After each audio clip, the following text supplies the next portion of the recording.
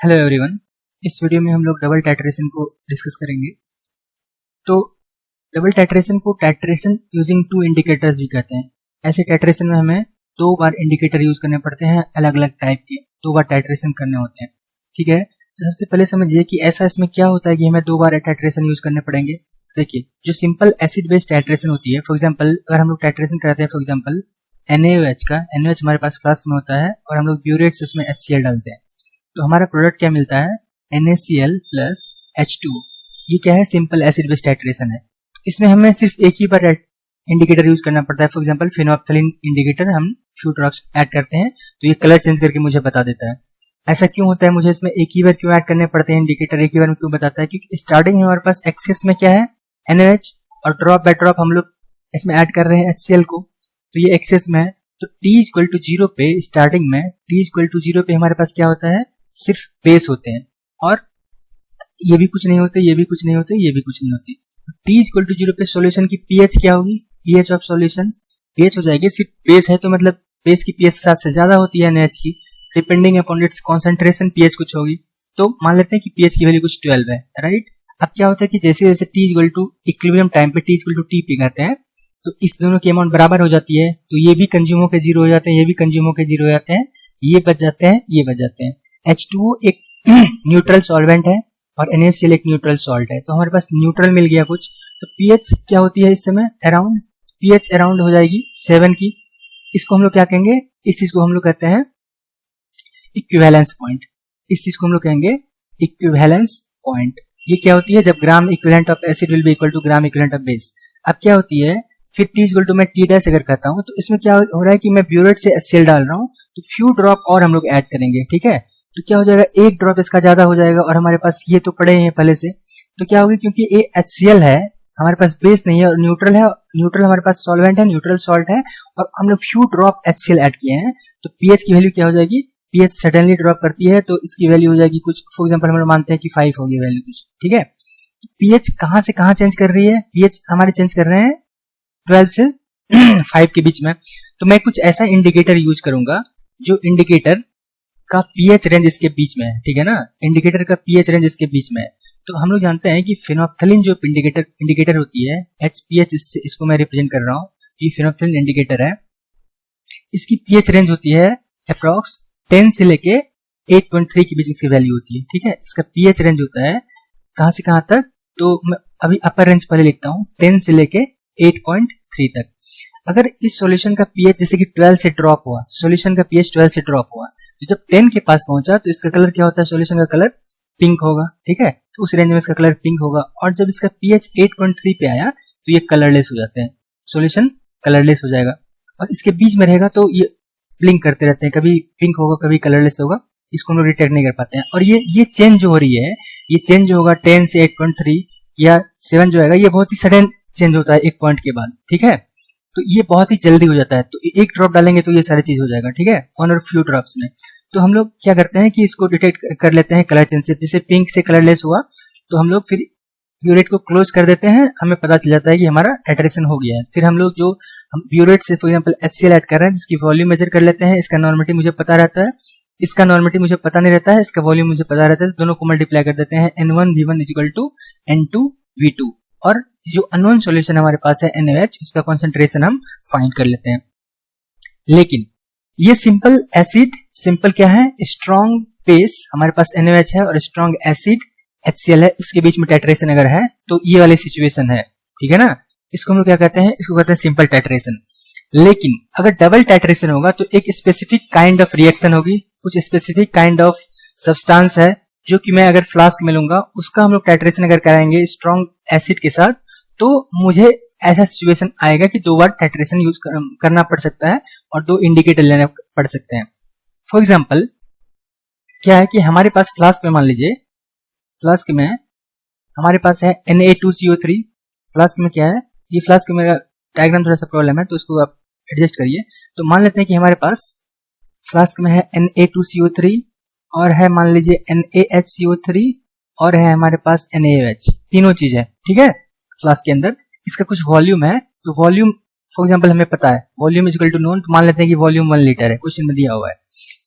तो इसमें कुछ और एडिशनल इन्फॉर्मेशन दे देगा कि NaOH का कुछ है, इसका NaOH का वॉल्यूम और NaOH का नॉर्मेलिटी कुछ दिया हुआ है क्वेश्चन में। ठीक है, क्या है कि वॉल्यूम इसका नोन है, वॉल्यूम मान लेते हैं कि इसकी 0.2 लीटर है और इसकी नॉर्मेलिटी इक्वल टू दी हुई है 0.1 N। कुछ इन्फॉर्मेशन इसके बारे में दिया हुआ है और पूछ रहा है then find the weight of या find the percentage weight of Na2CO3, find the weight of NaHCO3 and find the weight of NaOH in this solution, in this sample. ऐसे सिचुएशन में मुझे क्या करने होंगे इसके टाइट्रेशन करने होंगे और इस ऐसी चीज से टाइट्रेशन करने होंगे जिससे ये तीनों रिएक्ट कर सके। देखिए Na2CO3 क्या है, तो Na2CO3 is a salt of strong base and weak acid. ये क्या है, salt of strong base and weak acid की ये सॉल्ट है। मतलब इसकी नेचर क्या हो गई, इसकी नेचर बेसिक हो गई। ये क्या होते हैं, ये बेसिक सॉल्ट होते हैं। NaHCO3 क्या है, NaHCO3 भी है salt of strong base and weak acid.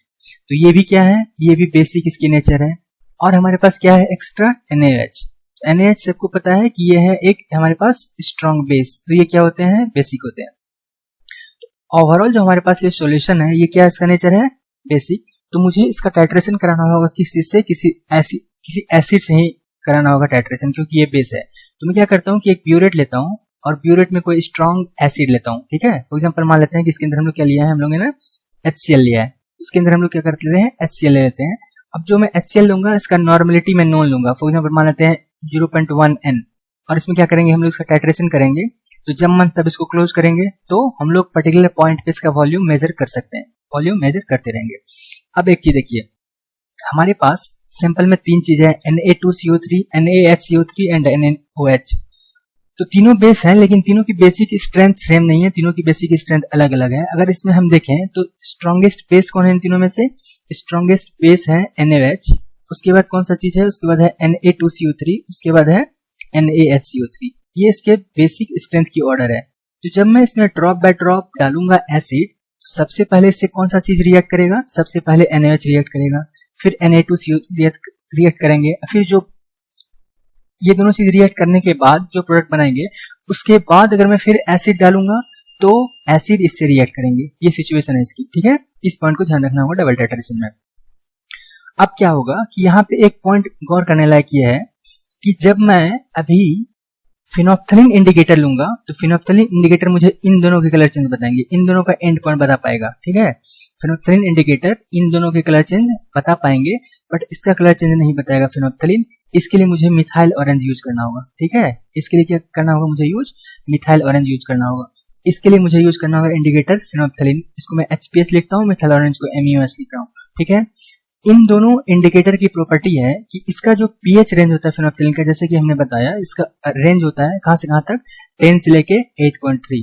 ठीक है, तो इसका मतलब कि इसका जब रेंज है, मतलब 10 जब इसका सॉल्यूशन का pH है, तो इस समय ये कैसा कलर शो करेंगे, ये कलर, ये पिंक रहेंगे। 10 पे इसका कलर रहेगा पिंक और 8.3 पे रहेंगे ये कलरलेस। और मिथाइल ऑरेंज जो है, मिथाइल ऑरेंज का pH रेंज होता है 4.4 से 3.2 अप्रॉक्स, 4.1 से 3.2। तो मतलब कि जब इसका 4.4 रहेगा तो ये रेड रहेंगे। सॉल्यूशन में जब pH सॉल्यूशन का है 4.4 तो ये कैसा शो कलर करेंगे, कलर शो करेंगे रेड। और जब इसकी pH की वैल्यू है 3.2 तो कैसा कलर शो करेंगे, ये येलो शो करेंगे कलर। ठीक है, ये चीज हमें समझना है। अब क्या है कि ऐसा क्यों होता है कि जब NaHCO3 के साथ रिएक्शन होगा तो फिनोप्थलीन नहीं बता पाएंगे कलर चेंज करके। देखिए, जब स्टार्टिंग में ये वाली बेस और ये वाली सॉल्ट एसिड से रिएक्ट कर लेंगे, ठीक है, तो हमारे पास तो कुछ बेस बचेगा नहीं, मतलब ये वाला चीज भी खत्म हो जाएगा, NaOH भी सॉल्यूशन से खत्म हो जाएगा और ये भी खत्म हो जाएगा। फिर बच जाएंगे हमारे पास ये वाली चीज। तो उस समय जो सॉल्यूशन का pH होगा वो बहुत ज्यादा नहीं होगा, 11, 12, 10 के ऑर्डर के नहीं होंगे, वो कम होंगे, वो होंगे 8 या 7 पॉइंट समथिंग। अब मैं क्या कर रहा हूँ, फिर से एसिड डाल रहा हूँ तो pH कम होना स्टार्ट हो जाएगा। तो उस समय जो एंड पॉइंट होगा वो ऐसा इंडिकेटर शो करेगा जिसका कि pH रेंज इस रेंज में हो। ठीक है ना, मतलब कि phenolphthalein is unable to show colour change. ठीक है, यहाँ पर इस वाले सिचुएशन में, इसीलिए मिथाइल ऑरेंज यहाँ पर कलर शो करेगा। ये दोनों के केस में फिनोप्थलीन कलर चेंज शो करेंगे, एंड पॉइंट शो करेंगे, और यहाँ पे क्या होगा, यहाँ पर methyl orange colour change show करेगा। ठीक है, तो इस पॉइंट को हमें ध्यान में रखना है।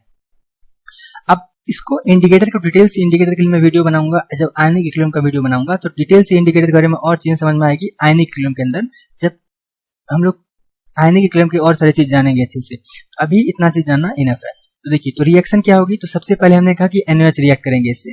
NaOH रिएक्ट करेंगे, मैं क्या कर रहा हूँ, अभी मैंने क्या किया है कि अब इसको ब्यूरेट को ओपन कर दिया है, इसे ड्रॉप बाय ड्रॉप इसमें HCl में डालना स्टार्ट कर दिया। सबसे पहले जो स्ट्रॉन्ग है वो करेगा, सबसे जो बड़ा गुंडा है वो पहले लड़ेगा, ठीक है, इस गली का। तो पहले NaOH लड़ेगा इससे। तो NaOH और HCl के बीच रिएक्शन होगी। NaOH प्लस HCl क्या बनाएंगे, तो हमें इन तीनों रिएक्शंस को लिखने होंगे इसको एनालिसिस करने के लिए, ठीक है। तो देखिए, बुक्स में इसके फॉर्मूला लिखे रहते हैं डबल टाइट्रेशन की, N1V1 minus N2V2 equal to V1 minus V2 something, तो वो रटना नहीं है, रटेंगे तो क्वेश्चन सॉल्व नहीं होगा, इस प्रोसेस को समझना होगा। तो क्या होगा, सबसे पहले रिएक्शन कौन सा चीज करेगा इसके अंदर, कि इसके अंदर के स्ट्रॉन्ग बेस और HCl के बीच रिएक्शन होगी। सबसे पहले रिएक्शन हो जाएगी क्या, NaOH प्लस HCl, इससे क्या बनाएंगे, तो इससे बनाएंगे NaCl प्लस H2, ये बन गया। मतलब कि हमारे अंदर जो NaOH था ये सारे खत्म हो गए, इसको HCl ने कंज्यूम कर लिया। अभी हमने कौन से इंडिकेटर यूज करेंगे, हम अभी इसके अंदर हम लोग फेनोल्फथालीन इंडिकेटर यूज करेंगे। ये कलर चेंज करके बता देगा कि हो गया, ये वाला रिएक्शन खत्म हो गया। और फेनोल्फथालीन इंडिकेटर के प्रेजेंस में कौन सा रिएक्शन होगा, तो Na2CO3 जो है वो भी रिएक्शन करेंगे इसके प्रेजेंस में। तो नेक्स्ट कौन सा होगा, Na2CO3, ये HCl से रिएक्ट करेंगे, किसके प्रेजेंस में, फेनोल्फथालीन के प्रेजेंस में, HPH के प्रेजेंस में। एक चीज नोट करिए, यहाँ पे बहुत इंपॉर्टेंट पॉइंट है, Na2CO3 है, यही सारे प्रॉब्लम का रीजन है, ठीक है। जितने प्रॉब्लम्स अभी हमें हो रहे हैं डबल टाइट्रेशन में, इसका मेन रीजन ये है Na2CO3। ऐसा क्यों, क्योंकि ये 2 स्टेप में रिएक्शन करता है, ये सिंगल स्टेप में रिएक्शन नहीं करता है, ठीक है। इसकी वैलेंसी फैक्टर 2 है, ये 2 स्टेप में करता है। फर्स्ट स्टेप में क्या करते हैं, तो ये NaHCO3 बनाते हैं प्लस NaCl बनाते हैं फर्स्ट स्टेप में। बात समझ आ रही है, देखिए हमारे पास NaHCO3 पहले से सैंपल में है, ओरिजिनल सैंपल में, ये दूसरा NaHCO3 है। ये क्या है, हमारे सैंपल में NaHCO3 पहले से पड़े हुए हैं, ये कुछ पहले से है इसकी अमाउंट, ये क्वेश्चन में दिया हुआ है। लेकिन ये NaHCO3 क्या है, ये NaHCO3 वो NaHCO3 है जो Na2CO3 प्रोड्यूस कर रहे हैं। तो इसको मैं कहता हूँ फर्स्ट NaHCO3, इसको कहता हूँ सेकंड NaHCO3, ठीक है, कंफ्यूज नहीं करना है। दोनों NaHCO3 हैं, लेकिन क्या हो रही है, दोनों का सोर्स अलग अलग है। ये ओरिजिनल क्वेश्चन में सैंपल में दिए हुए हैं, ये क्या है, ये प्रोड्यूसर है। ये दोनों रिएक्शन जो होगी, इसमें फेनोल्फथालीन है इसके कलर चेंज शो करने के लिए, एबल, राइट। तो ये तो हो गया। अब क्या होगा कि ये 2 रिएक्शन स्टार्टिंग में हो गई, ठीक। अब क्या होगा, अब होगा कि हमारे पास जो NaHCO3 है, मतलब कि ये रिएक्शन कर लिए, Na2CO3 रिएक्शन कर लिए, सेम रिएक्शन दोनों खत्म। अब क्या बच गया, NaHCO3। NaHCO3 रिएक्ट करेगी किसके साथ, HCl के साथ। तो ये क्या बनाते हैं, जब NaHCO3 रिएक्शन करते हैं HCl के साथ, तो ये बनाते हैं NaCl plus H2O plus H2, NaCl plus H2O plus CO2। ये NaCO3 क्या है, ये दोनों NaHCO3, कौन सा दोनों NaHCO3, तो जो हमारे पास ओरिजिनल सैंपल में दिए हुए हैं दैट इज 1, एंड जो प्रोड्यूस हुए हैं Na2CO3 से 2, दोनों Na2CO3 है, दोनों रिएक्ट करेंगे, ठीक है।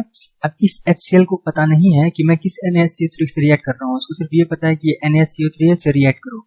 ये इससे भी रिएक्ट करेगा, इससे भी रिएक्ट करेगा, दोनों से रिएक्ट करेगा, और हमारे प्रोडक्ट मिल जाएंगे NaCl plus H2O plus CO2। अब बताइए कि इस समय हम लोग कौन सा इंडिकेटर यूज कर रहे हैं इसके लिए, तो इसके लिए यूज कर रहे हैं हम लोग indicator methyl orange MUH, right. तो ये बता देगा कि रिएक्शन हो गया है। अब तीनों सिचुएशन में अलग अलग, इस वाले सिचुएशन में और इस वाले सिचुएशन में हम लोग वॉल्यूम तो मेजर कर लेंगे। जब हम लोग HPH इंडिकेटर यूज किया, कलर चेंज बताया, तो ब्यूरेट को क्लोज करके वैल्यू मेजर कर लेंगे, मतलब इसका वॉल्यूम, HCl का volume used to consume NaOH and Na2CO3, volume measure हो जाएंगे हम लोग का। तो हम लोग लिखेंगे कि number of gram equivalent of HCl used in the presence of phenolphthalein indicator will be equal to gram equivalent of NaOH plus gram equivalent of Na2CO3, ये हम लोग लिख सकते हैं। सेकेंड सिचुएशन हम लोग क्या लिखेंगे, gram equivalent of HCl used in the presence of methyl orange indicator will be equal to gram equivalent of NaHCO3 produced from Na2CO3 plus gram equivalent of NaHCO3 given in the sample। हमारे पास 2 expression आ जाएंगे, 2 expression आ जाएगी, तो फिर हमारा काम हो जाएगा, हम इसको सॉल्व कर लेंगे। यहाँ पे एक बार फिर से ध्यान दीजिए, ये पॉइंट इंपॉर्टेंट है। हमने क्या कहा, हमने कहा कि हमारे पास 2 वाली सिचुएशन है। हमने दोनों अलग अलग इंडिकेटर के समय हम लोग क्या किया है कि HCl के जो वॉल्यूम यूज हुए हैं वो हमने मेजर कर लिया है। यहाँ पर जो टोटल HCl के वॉल्यूम यूज हुए होंगे ये हमने ब्यूरेट को क्लोज करके मेजर कर लिया, और यहाँ पर जो HCl के वॉल्यूम यूज हुए होंगे वो हमने मेजर करके व्यू रेट को क्लोज करके मेजर कर लिया, और दोनों सिचुएशन में HCl की नॉर्मलिटी जो हमने लिया था वो कितना लिया था 0.1। यहाँ पर दोनों में, यहाँ पर भी इसकी नॉर्मलिटी है 0.1 n और यहाँ पर भी इसकी नॉर्मलिटी है 0.1 n। तो मैं क्या लिखूंगा, मैं लिख सकता हूँ कि number of gram equivalent of NaOH plus number of gram equivalent of Na2CO3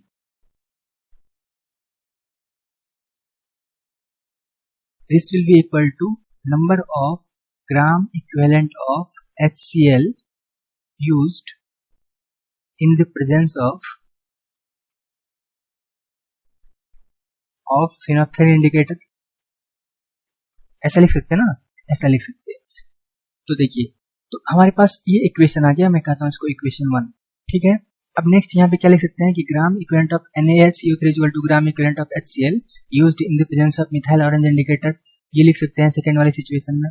second वाले सिचुएशन हम लोग क्या लिखेंगे कि gram equivalent of NaHCO3 will be equal to gram equivalent of HCl। अब ये NaHCO3 क्या है, इसके दो सोर्स हैं।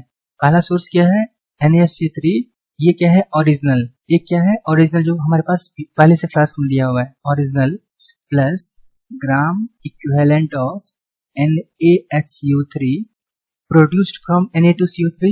ये NaHCO3 क्या है, ये है प्रोड्यूस्ड फ्रॉम Na2CO3। इन दोनों का sum will be equal to number of gram equivalent of HCl used in the presence of methyl orange indicator. ऐसा लिख सकते हैं। इसको मैं कहता हूँ इक्वेशन 2। हमारे पास दो इक्वेशन है। अब देखिए, एक चीज ध्यान दीजिए, अब इसको इक्वेशन नहीं करते हैं, इसको और सिंप्लीफाई करते हैं। एक चीज देखिए, Na2CO3 से प्रोड्यूस हुए हैं NaHCO3। ये NaHCO3 कहाँ से प्रोड्यूस हुए हैं, Na2CO3 से प्रोड्यूस हुए हैं। तो लॉ ऑफ केमिकल इक्विवेलेंस कहता है कि अगर मान लीजिए Na2CO3 से प्रोड्यूस हुए हैं NaHCO3 और वही NaHCO3 का कुछ पार्ट यहाँ पे रिएक्ट किया है, जितने ग्राम इक्विवेलेंट ऑफ Na2CO3 होंगे उतने ही gram equivalent of NaHCO3 produce होंगे, नहीं, जितने ग्राम इक्विवेलेंट ऑफ Na2CO3 रिएक्ट करेंगे उतने ही gram equivalent of NaHCO3 produce होंगे। ये कहता है लॉ ऑफ केमिकल इक्विवेलेंस।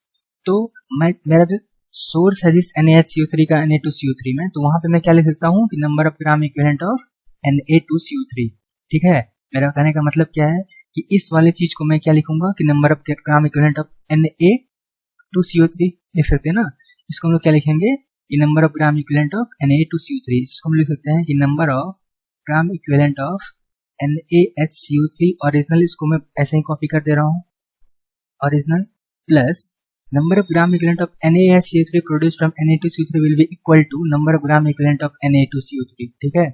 कैसे, लॉ ऑफ केमिकल इक्विवेलेंस से number of gram equivalent of Na2CO3 हो जाएगी। This will be equal to gram equivalent of HCl used in the presence of methyl orange, ठीक है। यहाँ पे क्या किया कि HCO3 ग्राम इक्विवेलेंट जो कि प्रोड्यूस हुए हैं Na2CO3 से, उसको मैंने इसके बराबर कर दिया। इसको मैं कहता हूँ इक्वेशन 2। हमारे पास दो इक्वेशन है। HCl के ग्राम इक्विवेलेंट, ये चीज हम लोग इजीली फाइंड कर लेंगे, क्यों, क्योंकि HCl का नॉर्मलिटी मुझे पता है और अलग अलग इंडिकेटर के प्रेजेंस में कितने वॉल्यूम मेजर हुए हैं दोनों हम फाइंड कर लेंगे। तो इसका वॉल्यूम हम लोग कैसे फाइंड करेंगे, normality of HCl into volume जो मिथाइल ऑरेंज फिनोक्सिलिन के प्रेजेंस में यूज हुआ होगा। सिमिलरली इसका वॉल्यूम हम लोग कैसे फाइंड कर लेंगे, तो normality of HCl into volume of HCl जो यूज हुए होंगे मिथाइल ऑरेंज के प्रेजेंस में NV। ये दोनों चीज मुझे पता है। ग्राम इक्विवेलेंट ऑफ NaH के लिए क्वेश्चन में दिया है कि एक चीज क्वेश्चन में देना होगा उसे, ठीक है। अगर 3 वेरिएबल है तो एक वेरिएबल के लिए कुछ नोटिफिकेशन उसको देना होगा। ये क्वेश्चन में दिए हैं कि इसकी नॉर्मलिटी और वॉल्यूम की वैल्यू दी हुई है, उसको मल्टीप्लाई कर देंगे तो हो जाएगा। तो इसके लिए क्या करेंगे, इसके नॉर्मलिटी और इसके वॉल्यूम को हम लोग मल्टीप्लाई कर देंगे। तो ये चीज हमें नोन है, ये चीज नोन है, ये चीज नोन है। अब हमारे पास अननोन क्या क्या है, हमारे पास अननोन है एक ग्राम इक्विवेलेंट ऑफ Na2CO3 और दूसरा ग्राम इक्विवेलेंट ऑफ NaHCO3, ठीक है, NaHCO3 Na2CO3। तो वेरिएबल हमारे पास क्या हो गई, एक हो गई ग्राम equivalent of Na2CO3, second gram equivalent of NaHCO3।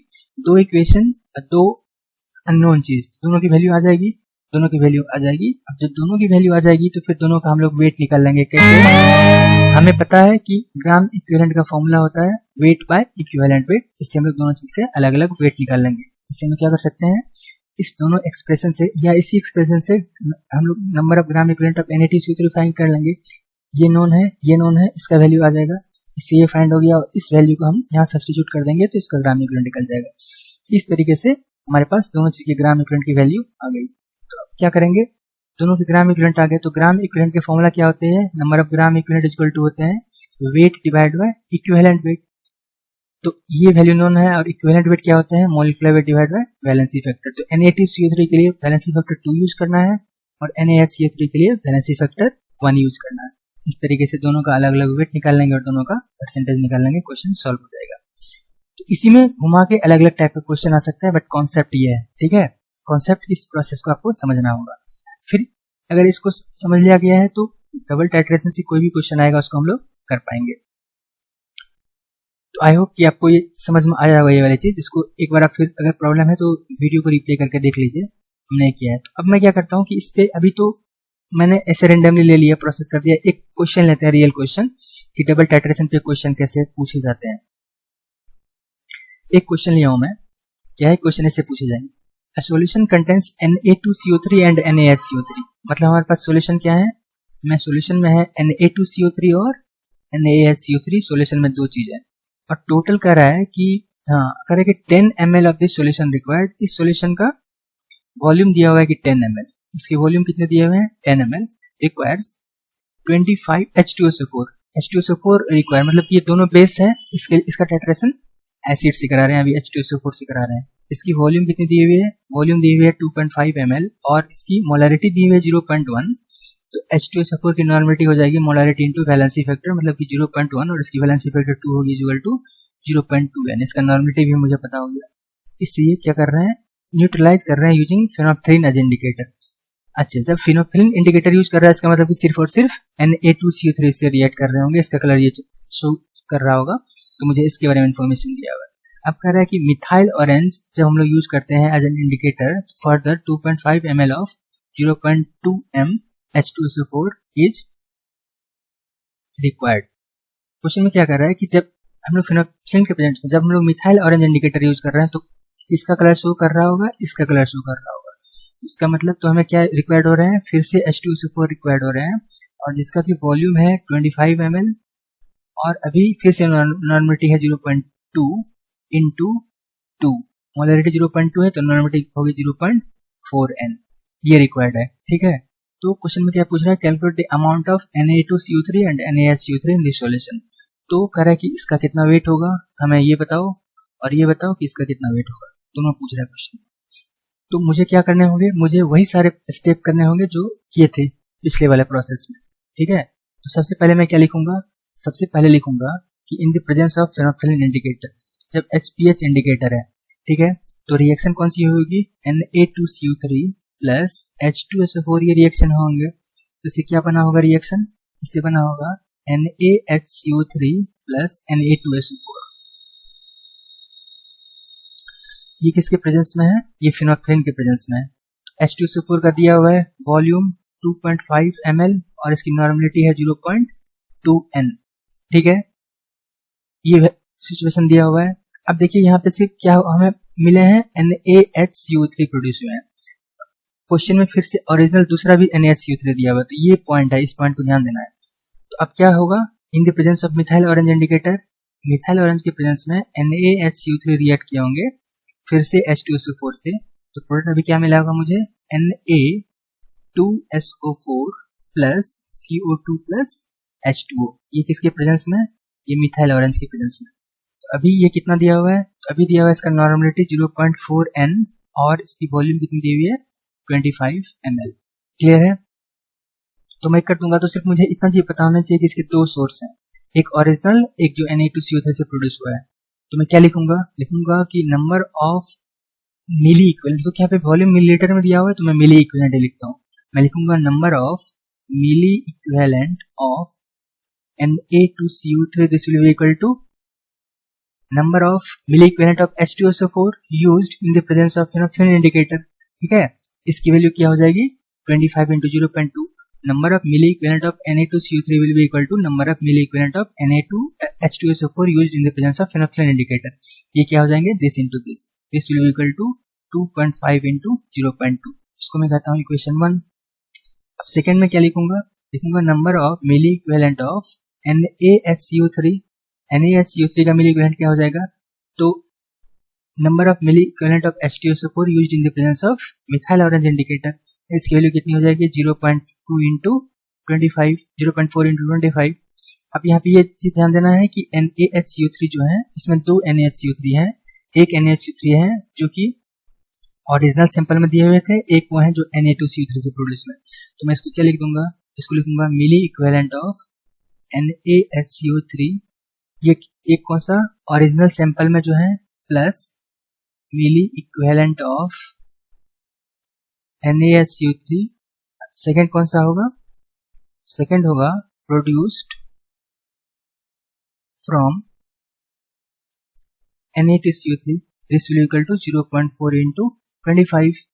तो मिली इक्विवेलेंट ऑफ NaHCO3 जो होगा प्रोड्यूस्ड Na2CO3 से, इसका वैल्यू क्या हो जाएंगे, ये हो जाएंगे value of milli equivalent of Na2CO3 के बराबर हो जाएगा. नहीं, मिली इक्विवेलेंट ऑफ Na2CO3 प्रोड्यूस होंगे, NaHCO3 प्रोड्यूस होंगे Na2CO3 से, इसकी वैल्यू कितनी हो जाएगी, इसकी वैल्यू हो जाएगी इसके बराबर. तो इस चीज को मैं क्या लिख दूंगा, इस चीज को लिखूंगा 0.2 into 2.5. क्यों, क्योंकि Na2CO3 से जो NaHCO3 प्रोड्यूस होंगे दोनों के मिली इक्विवेलेंट बराबर होंगे. तो यहाँ पे मैं इस चीज को लिखूंगा मिली इक्विवेलेंट ऑफ Na2CO3. तो इसको मैं फिर से क्या लिखूंगा, तो इसको मैं फिर से लिखूंगा कि मिली equivalent of NaHCO3 original sample में जो है, original plus milli equivalent of NaHCO3 produced from mixture. तो इसको मैं यही वैल्यू लिखता हूँ, this will be equal to milli equivalent of Na2CO3.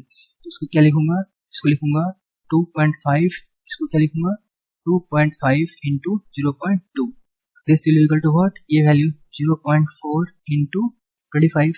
इसका मतलब मिली इक्विवेलेंट ऑफ NaHCO3 कितने आ गए, इसका मतलब कि आ गया कि मिली equivalent of NaHCO3 original, this will be equal to 0.4 into 25 minus 2.5 into 0.2. इसको सॉल्व करना है. तो यहां से मुझे मिली equivalent of gram equivalent of Na2CO3 कितने हो जाएंगे, इसलिए लिखेंगे हम लोग hence gram equivalent of Na2CO3 this will be equal to milliequivalent by 1000. तो मिली इक्विवेलेंट हमारे पास कितने हैं, 2.5 by into 0.2, 2.5 into 0.2, 2.5 into 0.2 by 1000. इसके ग्राम इक्विवेलेंट आ गए. और ग्राम इक्विवेलेंट ऑफ NaHCO3 ओरिजिनल कितने आ जाएंगे, ये आ जाएंगे 0.4 into 25 minus 2.5 into 0.2 this divide by 1000. अब दोनों के अलग अलग वेट हम लोग निकाल सकते हैं. कैसे निकाल सकते हैं, तो Na2CO3 का कितना आ जाएगा वेट, तो ग्राम इक्विवेलेंट जो होते हैं weight by equivalent weight. This is equal to, मैं अभी कर रहा हूँ Na2CO3 के लिए, weight by equivalent weight equal to 2.5 into 0.2 by 1000. ये हो गया. इसका मतलब कि वेट बाय, और Na2CO3 का कितने हो गए इक्विवेलेंट वेट, तो इसके molecular weight by valency factor. तो मॉलिक्यूलर वेट कितना होगा Na2CO3 का, तो 2 सोडियम का हो गया 46, कार्बन के 12, 58 और 3 ऑक्सीजन के 48. तो कितने हो गए 106 डिवाइड बाय इसकी वैलेंसी फैक्टर 2 होगी 2. This will be equal to 2.5 into 0.2 by 1000. इससे क्या हम लोग लिख देंगे कि weight of Na2CO3 in the original sample will be equal to 2.5 into 0.2 by 1000 into 53 gram. ठीक है, into 53 ग्राम. सिमिलरली अब NaHCO3 का वेट निकाल लेना है. इसका ग्राम इक्विवेलेंट दिया हुआ है, तो gram equivalent this will be equal to क्या हो जाएंगे, weight of NaHCO3 divide by equivalent weight of NaHCO3, और इक्विवेलेंट वेट ऑफ NaHCO3 हो जाएंगे weight by molecular weight of NaHCO3 by valency factor. तो NaHCO3 का वैलेंसी फैक्टर कितना हो जाएगा, तो सोडियम के 23, हाइड्रोजन के 1, कार्बन के 12, 3 ऑक्सीजन के 48. इसको ऐड करेंगे तो 114. ठीक है, 114. ये आप एडिशन देखना 84, सॉरी कितना आ गया 84. तो मतलब कि weight by equivalent weight molecular weight 84 और इसकी वैलेंसी फैक्टर 1 होगी। तो W by 84 is equal to इतना, तो वेट ऑफ NaSCO3 कितना आ जाएगा, weight of NaSCO3 is equal to ये value 0.4 into 25 minus 2.5 into 0.2 by 1000 into इसको हमें मल्टीप्लाई कर देने हैं 84 से, इतने ग्राम, दोनों के अलग अलग वेट आ गए। यही हमें करना था। कोई भी क्वेश्चन होगा फर्दर आप सॉल्व कर सकते हो, और इसमें adequate amount of information question में दिए रहेंगे, ऐसा नहीं कि इन्फॉर्मेशन नहीं दिया रहेगा, कुछ और बड़ा क्वेश्चन रहेगा तो और इन्फॉर्मेशन देगा, उसको यूज करके इसी प्रिंसिपल को फॉलो करके हम लोग डबल टाइट्रेशन के क्वेश्चंस को कर सकते हैं। तो आपको अगर ये वीडियो अच्छा लगा तो आप इस चैनल को सब्सक्राइब करिए ताकि नेक्स्ट वीडियो में आपको नोटिफिकेशन मिलेंगे। Thank you for watching.